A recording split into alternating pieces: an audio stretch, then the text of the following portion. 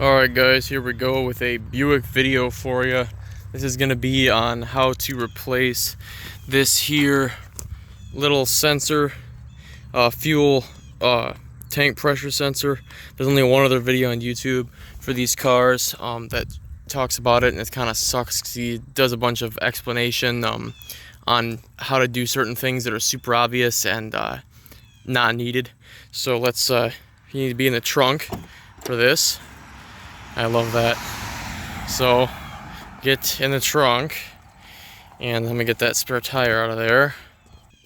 Okay, and then you take your little screw-on carpet hold down things off, or at least this one on this side. The other one doesn't really matter, it's not affecting anything. And get back here to that hatch right there. And that's your fuel tank access hatch, which this cars, I like it when cars have these hatches to get to the fuel tanks. You don't have to replace shit. Fords have them under the seat. These had them back here, and these are 9/32 or whatever the metric version of 9/32 is. I would have grabbed a socket, but I couldn't find one, so just take all these off. I'll show you here. Okay, that would have been 10 times faster if I had a socket and not a wrench, but I just realized that I just started recording this, and I didn't even explain why I'm doing this. So this sensor here, fuel tank pressure sensor, will cause a code if it's bad.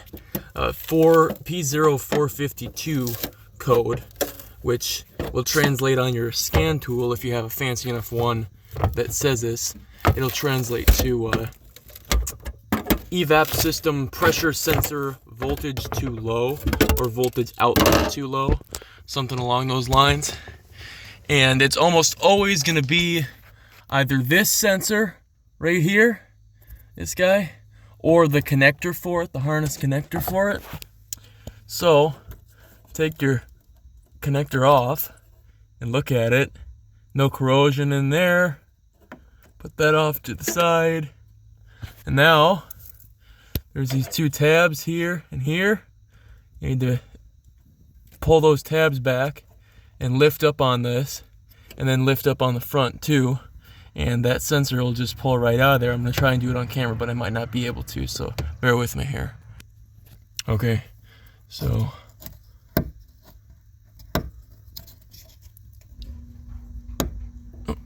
okay, so as that side's pulled up, I guess